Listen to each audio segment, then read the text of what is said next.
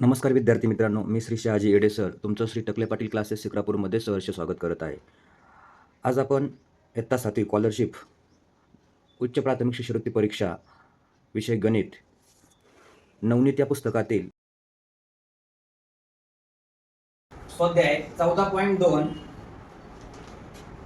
घटक 3 भूमिती उपघटक 14 भूमितीतील मूलभूत संबोध याच्यातला स्वाध्याय 14.2 आपण अभ्यासणार आहोत. त्याच्यातला पहिला प्रश्न आहे, दोन रेषा परस्परांना छेदतात तेव्हा तयार होणाऱ्या विरुद्ध कोनांची मापे 2x अधिक 65 7x वजा 10 आहे. तर उरलेल्या कोनांची मापे प्रत्येकी किती अंश असतील? आधी त्या कोनांची माप काढून घ्यावी लागतील आपल्याला आणि नंतर उरलेल्या कोनांची माप काढायची. समजून घ्या, दोन रेषा आहेत. ही एक रेषा आहे अशी, ही दुसरी रेषा आहे अशी. हिला मी L म्हणतो आणि हिला M म्हणतो. हे एकमेकांना काय करतात? छेदतात. आता त्यांचं म्हणणं काय आहे? विरुद्ध कोन. म्हणजे समजा या वरच्या कोनाचं माप किंवा या इकडच्या कोनाचं माप 2x अधिक 65 आणि त्याच्या समोरच्या कोनाचं माप 7x वजा 10 आहे. तर उरलेले म्हणजे हा एक कोन आणि हा एक कोन, या दोन्ही कोनांचं माप आपल्याला काय करायचंय? काढायचं आहे. आता आपल्याला माहितीये विरुद्ध कोन समान असतात. मग विरुद्ध कोन जर समान असतील तर काय? विरुद्ध कोन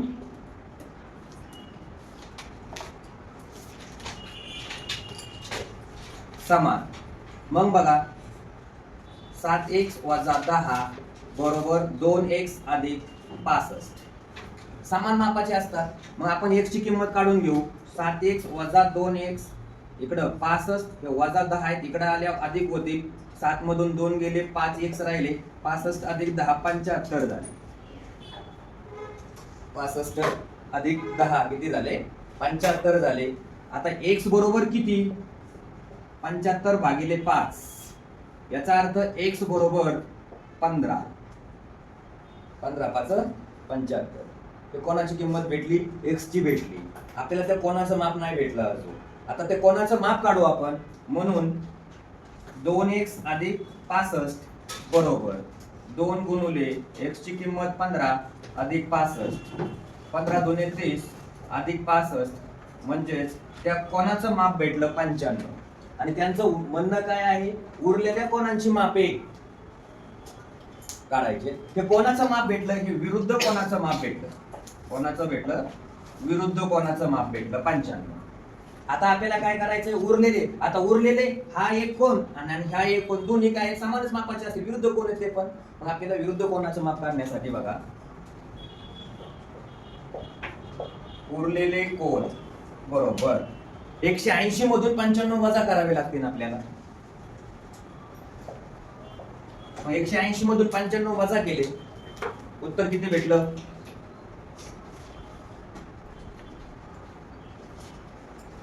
85 अंश भेटलं. हा झाला तुमचा पहिला प्रश्न. आता दुसरा प्रश्न आहे बघा, काय म्हटलंय? एका कोनाचे माप त्याच्या पूरक कोनाच्या मापाच्या 1/5 पट आहे. तर त्या कोनाच्या कोटी कोनाचं माप किती? त्या कोनाच्या कोटी कोनाचं माप किती? अगोदर आपण कोनाचं माप समजून घेऊया. कोनाचे माप समजा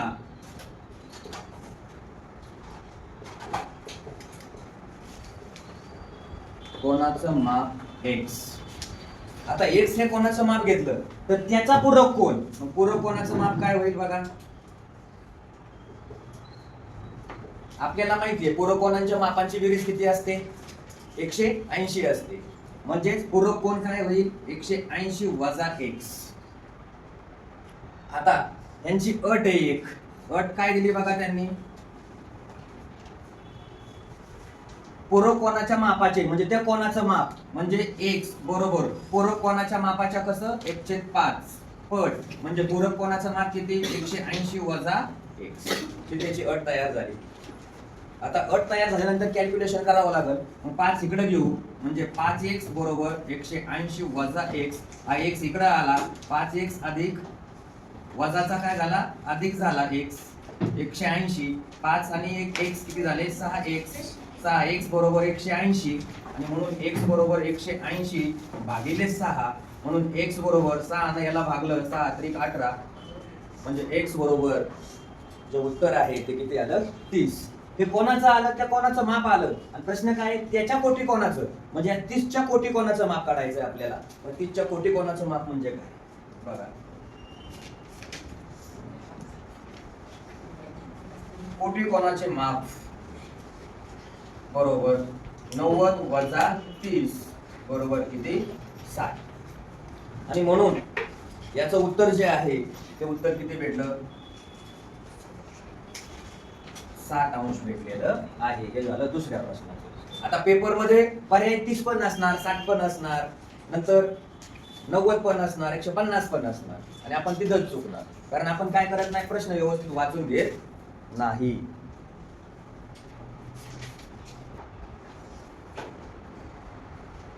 तिसरा प्रश्न आहे एकच शिरोबिंदू नसलेल्या बघा आता विधान काय आहे त्यांचं एकच शिरोबिंदू नसलेल्या दोन कोणांची मापे 35 आणि 55 आहेत तर कोणतं विधान सत्य आहे. आपण पर्यायातलं विधान इथं दिलेलं नाहीये.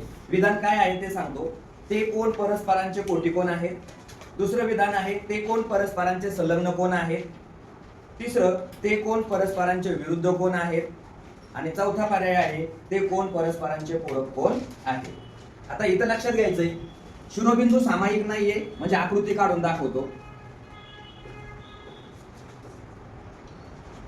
हा असा एक कोण की ज्याचं माप 35 आणि हा असा एक कोण की ज्याचं माप 55. आता पहिलं बघा ते दोन कोण परस्परांचे कोटिकोण आहेत काय.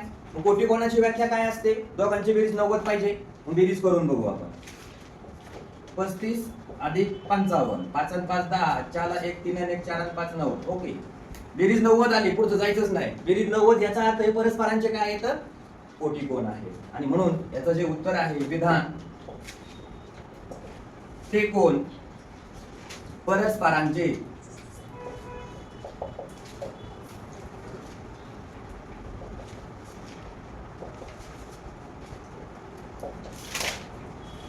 कोटिकोण आहे हे त्याचं विधान असणार आहे सत्य.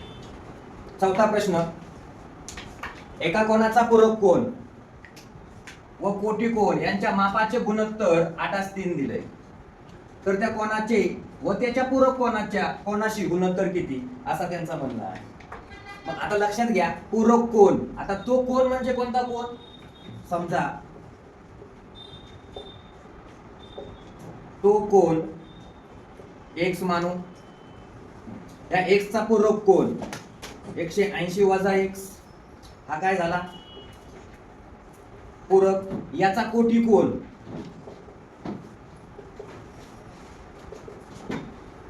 कोटिकोण काय झाला 90 वजा x. पुढं यांचं गुणोत्तर दिलंय त्यांनी किती दिलंय बघा. गुणोत्तर कोणाचं दिलं 8:3 पूरक कोण आणि कोटिकोण. मग पूरक कोण आहे 180 वजा x कोटिकोण कोण आहे 90 वजा x 8/3 त्रिकस गुणाकार करायचा यांचा. मग काय होईल त्रिकस गुणाकार केला तर बघा 3 कंसात 180 वजा x बरोबर 8 कंसात 90 वजा x.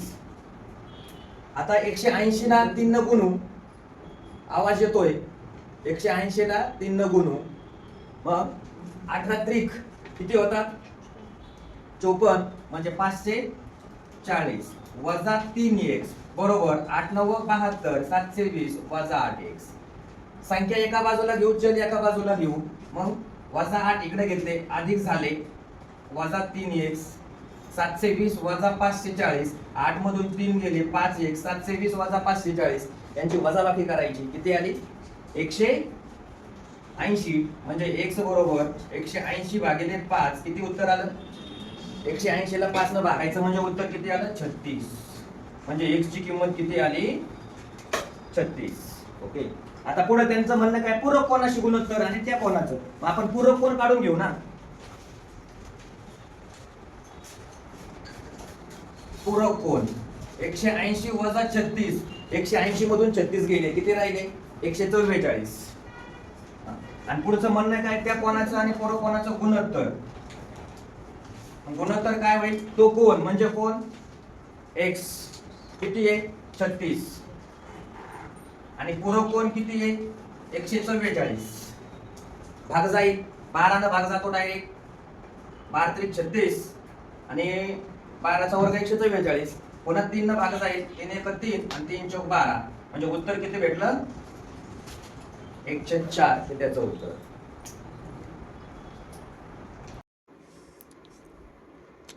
स्वाध्याय 14.2 याच्यातील 5वा प्रश्न आपण अभ्यासणार आहोत. प्रश्न बघा. बरोबर 10:30 वाजता म्हणजे 10:30 घड्याळातील 2 काट्यांमध्ये किती मापाचा कोन होईल?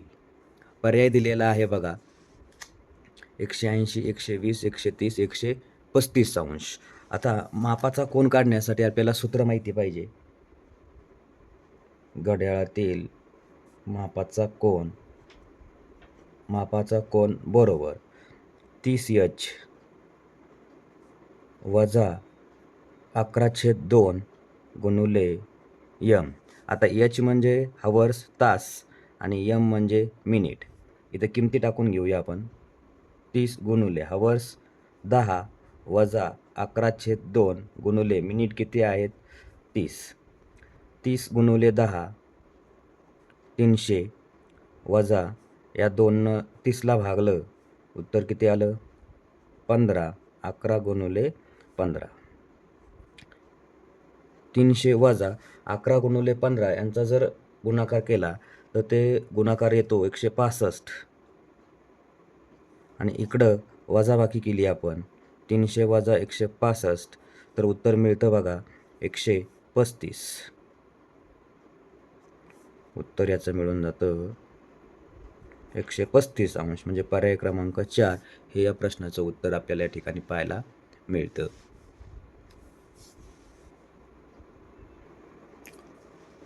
प्रश्न क्रमांक 6. आकृतीचे निरीक्षण करून विरुद्ध किरणांची जोडी ओळखा असा प्रश्न या ठिकाणी आहे. आकृतीमध्ये बघा इथं Q T किरण QP किरण UV किरण QR किरण QS आणि किरण QU. आता ह्या किरणांची आकृती आपण या ठिकाणी बघितलेली आहे आणि आता इथं पर्यायातून जाऊया. किरण PQ काय सांगितलं त्यांनी विरुद्ध किरण. कुठली जोडी सांगितली आहे विरुद्ध किरणांची जोडी सांगितलेली आहे. मग किरण PQ बघा हा किरण PQ आहे आणि किरण SQ हे विरुद्ध आहेत का नाही म्हणजे पहिला पर्याय येणार नाही. नंतर दुसरा किरण QV आणि किरण QU दुसरा पर्याय नाही. किरण RQ आणि किरण TQ. आता हा तिसरा पर्याय येऊ शकतो बघा. हे विरुद्ध किरण आहेत QT आणि RQ. किरण QT बघा QT आणि QR. आता याच्यात तिसरा पर्याय पण येणार नाही कारण किरण RQ आणि किरण TQ किरण होत नाही किरण QT हा किरण होतो म्हणून पर्याय चौथा बघा किरण QT व किरण QR हे एकमेकांचे विरुद्ध किरण आहेत म्हणजे चौथा पर्याय हे त्याचं उत्तर आहे. 7वा प्रश्न आहे. आकृतीवरून x ची किंमत काढा असा प्रश्न दिलेला आहे. आकृती दिलेली आहे बघा. या आकृतीत 3 कोनांची मापं दिलेली आहेत 53 अंश 37 अंश आणि 29 अंश आणि हे जे माप दिलेलं आहे हे माप आहे x अंश. तर यांचं म्हणणं आहे या x अंशच्या मापाचे काय करायचे आहे किंमत काढायची आहे. आता याचे माप काढण्यासाठी बघा x अंश बरोबर आपल्याला काय करावं लागेल x = 360 वजा या सगळ्या कोनांची बेरीज आपल्याला करावी लागेल आणि ती 360 मधून वजा करावी लागेल म्हणजे 29 अधिक 37 अधिक 53. 360 वजा 29 7 आणि 3 10 10 आणि 1 9 19 1 हातच्याला 1 5 आणि 1 6 आणि 3 9 9 आणि हे 2 119. आता 360 मधून 119 जे आहेत ते आपल्याला काय करायचे वजा करायचे आहेत म्हणजेच 241 अंश हे त्याचं उत्तर येऊ शकतं म्हणजेच पर्याय क्रमांक 2 हे त्याचं उत्तर आहे. पर्याय क्रमांक 2 लक्षात आलं. बघा 8वा प्रश्न आहे. आकृतीत रेषा L व रेषा M परस्परांना O बिंदूत छेदतात. रेषा L रेषा M ही परस्परांना O बिंदूमध्ये छेदतात. तर या ठिकाणी Y कोन आणि इथं एका कोनाचं माप दिलेलं आहे 34 अंश आता वाय आणि 34, कोन वाय अधिक 34 बरोबर 180 अंश. याचं कारण हे आहेत रेषीय जोडीतील कोन, आणि रेषीय जोडीतील कोनांची बेरीज 180 अंश असते. मग वाय बरोबर 180 वजा 34 यांची जर वजाबाकी केली तर वायची किंमत आपल्याला या ठिकाणी मिळून जाईल. 10तून 6 गेले, 10तून 4 गेले, 6 राहिले. इकडं हातचा 1 गेला होता, 7 राहिले. 7मधून 3 गेले, किती राहिले? 4, आणि 1 आहे असाच. म्हणजेच याचं जे उत्तर आहे 146 अंश, हे त्याचं उत्तर आपल्याला मिळू शकतं. म्हणजे पर्याय क्रमांक 4. याच्यानंतर 9वा प्रश्न आहे. 9वा प्रश्न आहे,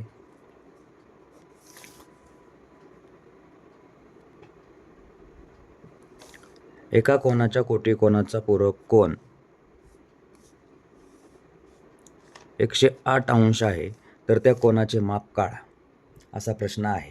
आता कोटिकोन, अगोदर कोटिकोन बघू. कोटिकोनाची व्याख्या,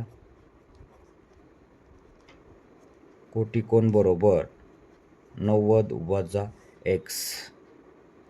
त्या कोनाचं माप काय म्हणू आहे आपण? x मानू. मग त्या कोनाचे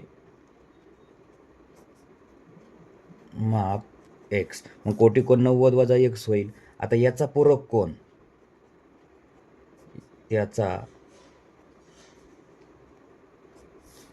त्याच्या पूरक कोनाचे माप, त्याचा पूरक कोन,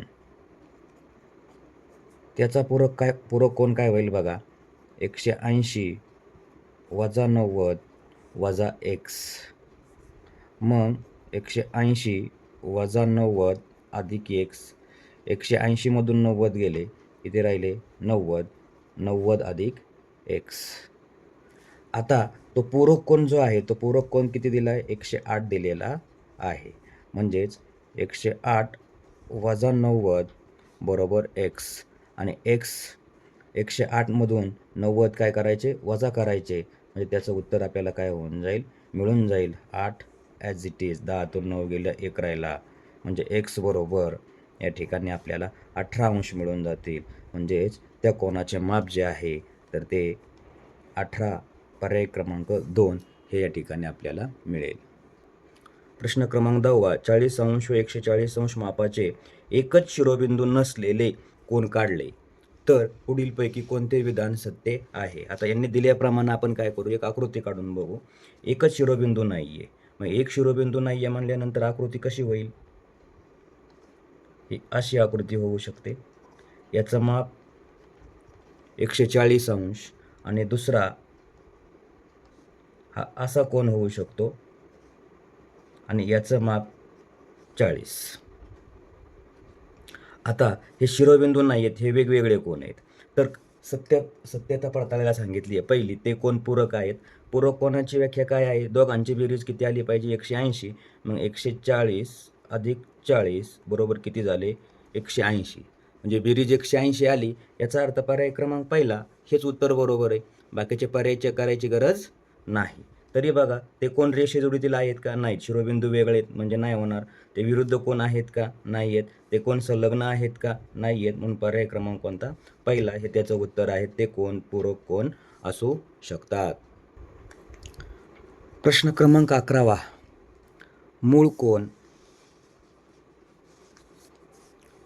मूळ कोनास दुभागले असता मिळणारे कोन प्रत्येकी 30 अंशाचे आहेत, तर मूळ कोनाचा कोटिकोन किती?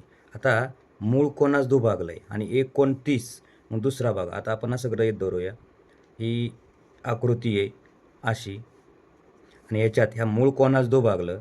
ह्या मूळ कोनास दुभागलं म्हणजे अशी आकृती तयार झाली. तर प्रत्येक कोनाचं माप किती झालं? 30. मग याचं पण किती? 30. म्हणजे मूळ कोन जो आहे तो मूळ किती अंशाचा झाला बघा? मूळ कोन हा 30 अधिक 30 60 अंशाचा झाला. आणि प्रश्न काय आहे? त्या मूळ कोनाचा कोटिकोन, म्हणजे हा मूळ कोन आहे याचा कोटिकोन. आपल्याला सूत्र माहिती आहे, कोटिकोन बरोबर 90 वजा 60. मग 90 वजा 60 म्हणजे उत्तर किती आलं? 30 अंश. मग पर्याय क्रमांक कोणता? पहिला पर्याय हे त्याचं उत्तर आपल्याला या ठिकाणी पाहायला मिळतं. म्हणजे हे बघा, मूळ कोण 30 अधिक 30 मूळ कोण 60 झाला. कोटी कोणाची व्याख्या 90 वजा 30 90 वजा 60 मूळ कोण, म्हणजे यांचं किती आलं उत्तर 30. म्हणजे पर्याय क्रमांक या ठिकाणी आपल्याला 1 मिळून जाईल. 12वा प्रश्न आहे बघा. 8:15 वाजता. आता 8:15 म्हणजे किती झाले? 8:15. तास काटा व मिनिट काट्यातील कोन किती अंशाचा असेल? बघा, मिनिट काट्यातील आणि तास काट्यातील कोन किती अंशाचा असेल असा प्रश्न आहे. मग आपल्याला काय करायचं आहे? कोन काढायचा आहे. मग कोन बरोबर सूत्र काय आहे ते सूत्र या ठिकाणी लिहून घ्यावं लागेल. सूत्र 30h वजा 11/2 गुणुले m. h म्हणजे हावर्स, m म्हणजे मिनिट. मग 30 गुणुले किती वाजता? 8 वाजता वजा 11/2 गुणुले, आता इथं मिनिट किती आहेत? 15 बरोबर. आता 30 गुणुले 8 यांचा गुणाकार केला 8 त्रिक 24 240 वजा इकडं 11 आणि 15 यांचा गुणाकार केला 165/2 बरोबर 240 वजा 2 न 165 जे आहेत यांना भागलं तर उत्तर किती आलं? 2×8 = 16. नंतर 2×2 = 4 किती राहिले? 1 म्हणजे 2×5 = 10 82.5. आता 240मधून 82.5 वजा झाले ते 157.5 हे या ठिकाणी आपल्याला मिळून जाईल. म्हणजे पर्याय क्रमांक 4 हे त्याचं उत्तर आपल्याला या ठिकाणी पाहायला मिळतं. आलं लक्षात? आता याच्यानंतर 13वा प्रश्न आहे. बरोबर किती वाजता घड्याळातील तास काटा व मिनिट काट्यात 60 अंश मापाचा कोन होईल? आता बघा, 3 वाजता. आता घड्याळाचा जर विचार केला तर आपण असं घड्याळाची डायल असते बघा, अशी डाईल आहे. इथं इथं इथं इथं आणि इथं अंक असतात. वर इथं 12, इथं 6, इथं 3 आणि इथं 9. मग 3 वाजता हे बघा, इथून हा काटा, हा तास काटा, हा मिनिट काटा, या दोघांमध्ये किती होतो? 90 अंशाचा कोन होऊन जातो. बरोबर. तसंच इकडं पण इथून इथं किती होतो? 90 अंशाचा कोन होऊन जातो. मग आपलं म्हणणं काय आहे की याच्यामध्ये इथं 10 आणि इथं 11. मग 1 2 3 किती तास झाले? 9 पासून 12पर्यंत बघायचे. ह्या दोघांमध्ये 2च आहेत. इथं कितीचा कोन झालेला आहे आपल्याला? इथं 90 अंशाचा कोन होतो. टोटल याच्यामध्ये 90 अंशाचा कोन होऊन जातो.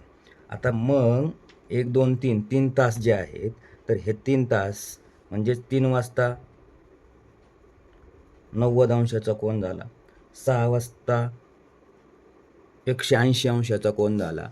म्हणजे बरोबर काटा इथं आला. तर इकडं राहिला. आता इकडं गेला तर कितीचा होणार आहे? 180चा झाला. तर 270. बघा, 0 8 8 16 270, हा 270. आता इकडून जर आलात तर मग हा इथं गेला तर 360 होतो. मग 360 बघा, आता 270 टोटल झाला तर 360. मग 360मधून 270 वजा झाले, किती राहिले बघा? 6 16 16तून 7 गेले 9, म्हणजे 90 अंश झाला. आता 90 भागिले हे किती करायचे आहेत आपल्याला? 1 2 3 म्हणजे हा 90 अंशाचा झाला. यानं जर भागला तर प्रत्येक कितीचा झाला? 30 अंशाचा होतोय. किती? 30. म्हणजेच बरोबर 10 वाजता. बघा, इथून विचार करतोय ना आपण, 12. मग हा एवढ्या कोणामध्ये हा एक 30 आणि हा एक 30. म्हणजे बरोबर 10 वाजता जो कोन आहे तो किती अंशाचा असणार आहे? 60 अंशाचा कोन जो आहे तो कोणता? 60 अंशाचा मापाचा कोन जेव्हा होईल त्यावेळेस किती होणार आहे? 10 वाजतील. म्हणजे तास काटा कुठं असणार? तास काटा जो आहे तो इथं असणार 10 वरती, आणि मिनिट काटा जो आहे तो कुठं असणार? इथं 12 वरती. कळलं? म्हणजेच याचा अर्थ या ठिकाणी आपल्याला या दोघांमधला जो आहे तो किती असणार आहे? हा 30 आणि हा 30 60 अंशाचा कोन झाला. म्हणजे किती वाजता? बरोबर 10 वाजता. म्हणजे हे असं घड्याळाची डाईल काढली तुम्ही. इकडं 12 वाजलेले आहेत, इकडं 6, इकडं 3, इकडं 9, इथं 10 आणि इकडं 11.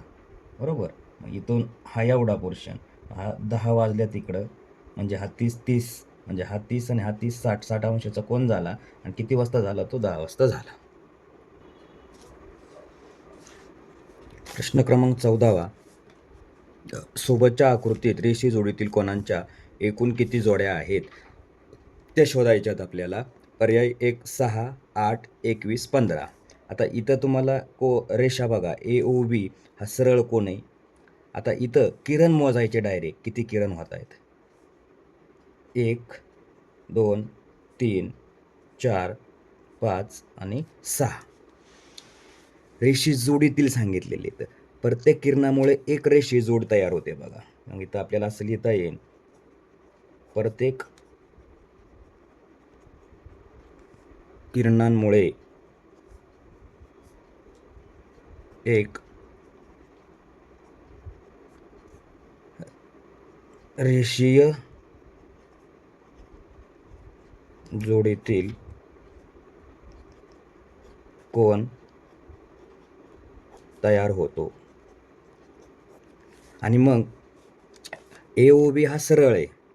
मग ह्यांच्या आतमध्ये असणारे किरण कोणते आहेत? 1 2 3 C D E F G H 1 2 3 4 5 6 6 आहेत. म्हणजेच याचा अर्थ या ठिकाणी आपल्याला किती जोड्या तयार होऊ शकतात? 6 जोड्या तयार होऊ शकतात. म्हणजे पर्याय क्रमांक 1 हे त्या प्रश्नाचं उत्तर आहे. प्रश्न 15वा, सोबतच्या आकृतीत संलग्न कोनांच्या, आता इथं संलग्न कोनांच्या विचारलेल्या आहेत, किती जोड्या आहेत? अगोदर आकृती पाहून घेऊया. नंबर देऊ वाटल्यास किरणांना. 1 2 3 4 5 6 आणि 7. आपण रेषे जोडीतील कोन पाहिले होते. आता इथं संलग्न कोन विचारलेले आहेत. संलग्न कोनाच्या जोड्या म्हणजे ॲडजस्टंट अँगल याला बोललं जातं. मग हे ॲडजस्टंट अँगल काढण्यासाठी आपल्याला मुळात सूत्र एक आहे बघा. मग संलग्न कोन बरोबर n कंसात n वजा 1, दुसऱ्या कंसात n वजा 2 आणि तिसऱ्या कंसात n वजा 3 भागिले 24. आता हे सूत्र काय करायचं? डोक्यात ठेवायचं. मग n बरोबर काय? किरणांची संख्या. n बरोबर काय? किरणांची संख्या. 7 किरण आहेत. 1 2 3 4 5 6 7 7 किरण. मग त्याच्यात फक्त किंमत टाका. 7 कंसात 7 वजा 1 7 वजा 2 7 वजा 3 छेद 24. किंमत टाकली. 7 गुणुले 7 वजा 1 6 गुणुले 7 वजा 2 5 गुणुले 7 वजा 4 3 7 वजा 3 4 राहिले किती? 24. आता बरोबर 7 5 35 आणि 6 गुणुले 4 24 छेद 24. इथं हे 24 24 कॅन्सल होऊन जातील. उत्तर किती राहिलं? 35. म्हणजे पर्याय क्रमांक 4 हे या प्रश्नाचं उत्तर आपल्याला या ठिकाणी मिळून गेलं. ओके. तर अशा प्रकारे मित्रांनो तुमचा स्वाध्याय 14.2 या ठिकाणी संपलेला आहे. इयत्ता 7वी स्कॉलरशिप बघा. स्वाध्याय 14.3 प्रश्न क्रमांक पहिला, रेषा R P Q S T ही एक रेषा दिली. त्या रेषेवरती बिंदू R P Q S T हे दिलेत. वरील आकृतीमध्ये रेषा आर टी व किरण क्यू टी यांचा छेद संच कोणता? पर्याय बघा. रेषाखंड आर टी रेषाखंड नाही. किरण रेषा आर टी दिलेली आणि किरण क्यू टी दिला आहे. मग रेषा आर पासून टी पर्यंत रेषाखंड पी टी नाही. किरण क्यू आर नाही. म्हणजे किरण कोणता असणार? Q T. म्हणजे याचा पर्याय कोणता आहे? चौथा. आता याचं कारण काय आहे बघा. आर टी आरपासून रेषा टी आणि क्यू हा बिंदू आर आणि टीच्या दरम्यान आहे आणि म्हणून याचा छेदसंच जो आहे तो किरण क्यू टी. दुसरा प्रश्न आहे, किरण ए बी व किरण बी ए यांचा सामायिक बिंदूंनी तयार होणारी आकृती कोणती? आता ही आकृती बघा इथं काढून दाखवलेली आहे. A B Kiran A B होणार नाही. नंतर किरण ए बी व किरण बी यांचा सामायिक बिंदू कोणता आहे? बी हा बिंदू सामायिक आहे. मग किरण बी ए नाही, रेषा ए बी नाही, तर रेषाखंड होईल. इथून हा जो बिंदू घेतलेले आहेत त्याला रेषाखंड ए बी असं म्हटलं जातं. तिसरा प्रश्न आहे ABCDEF यातील कोणतेही 3 बिंदू एका रेषेवर नाहीत तर प्रत्येकी 2 बिंदूंना जोडणारे किती रेषाखंड काढता येतील. आता बघा यांनी काय म्हटलेलं आहे, कोणतेही 3 बिंदू एका रेषेवर नाही आहेत. म्हणजे किती बिंदू आहेत हे 1 2 3 4 5 6 आहेत. आणि काय म्हटले 3 बिंदू एका रेषेवरती नाही आहेत तर 2 बिंदूंना जोडणारे, म्हणजे हे जर बिंदू आपण असे काढले 1 2 3 4 5 6 किती झाले बघा, हे 3 हे 2 5 6 म्हणजे 1 2 3 4 5 6 हे बिंदू झाले. आणि सगळे बिंदू काय करायचे आहेत आपल्याला, प्रत्येकी 2 बिंदू जे आहेत ते जोडायचे. आता हे असा जर जोडला, हे बघा हे किती झाले 1 2 3 4 5 6 झाले, 7 8 9 नंतर 10 11 प्रत्येकी 2 बिंदू जोडायचे आहेत बघा, 12 13 14 आणि 15 म्हणजे किती होऊन जातील, 15 होऊन जातील जोडल्यानंतर. आता त्याचप्रमाणे प्रश्न क्रमांक 14 सोबतच्या एक्स आणि वाय या दोन्ही प्रतलांचे निरीक्षण करून, हे एक्स प्रतल आहे हे आणि हे दुसरं वाय प्रतल आहे, या दोन्ही प्रतलाचं निरीक्षण करून पुढील विधानांपैकी योग्य पर्याय शोधा. बघा बिंदू एफ कुठे आहे, एफ बी आणि सी हे भिन्न प्रतलातील बिंदू आहेत का, नाही एकाच प्रतलात आहेत. म्हणजे हे एकाच प्रतलात आहेत, ह्यांचं विधान चुकीचं आहे. दोन्ही प्रतले छेदतात तिथे किरण तयार होतो का, हे बघा इथं छेदलेला आहे, हा किरण तयार होत नाही. मग बिंदू ए जी ई हे एकाच प्रतलातील पण नैक रेषीय बिंदू आहेत, हे दोन्ही वेगवेगळे आहेत, हा पण वेगळा आहे. म्हणजे पर्याय क्रमांक 3 बरोबर आहे. दोन्ही प्रतले परस्परांशी समांतर आहेत का, नाहीत, समांतर नाहीत. याच्यानंतर 5वा प्रश्न बघा, सोबतच्या आकृतीत परस्पर विरुद्ध असणारे किरण कोणते. आता बघा इथं किरण ओ ए किरण ओ बी, किरण ओ सी किरण ओ डी. आता इथं बघा पहिला पर्याय किरण ओ सी ओ ए विरुद्ध आहेत का, नाही. किरण ओ सी किरण ओ बी विरुद्ध नाहीत. किरण ओ ए किरण ओ डी हा पण विरुद्ध किरण नाही आहेत. मग किरण ओ बी आणि किरण ओ ए हे विरुद्ध आहेत, म्हणजे पर्याय क्रमांक 4 हे त्याचं उत्तर आपल्याला पाहायला मिळतं. आता प्रश्न क्रमांक 6 बघा, पुढील कोणत्या माहितीवरून प्रतल निश्चित होत नाही असा प्रश्न आहे. 3 एकरेषीय बिंदू, बघा एक रेषीय 3 बिंदू म्हणजे एकाच रेषेत असणारे हे तिन्ही बिंदू जर झाले तर प्रतल निश्चित होत नसतं. हेच पहिलं विधान बरोबर आहे. परस्परांना छेदणाऱ्या 2 रेषा दाखवतात, एका बिंदून जाणारे 2 नैकरेषीय किरण दाखवतात आणि 3 नैकरेषीय बिंदू हे असे 3 नैकरेषीय बिंदू असतात, ते पण प्रतल दाखवतात, पण हे प्रतल दाखवत नाही, म्हणून पर्याय 1. आता प्रश्न क्रमांक 7 सोबतच्या आकृतीत एक इष्टिका चिती दिलेली आहे. पुढीलपैकी किती गटामधील बिंदू एकप्रतलीय आहेत, म्हणजे एका प्रतलात आहेत, ते शोधायचे.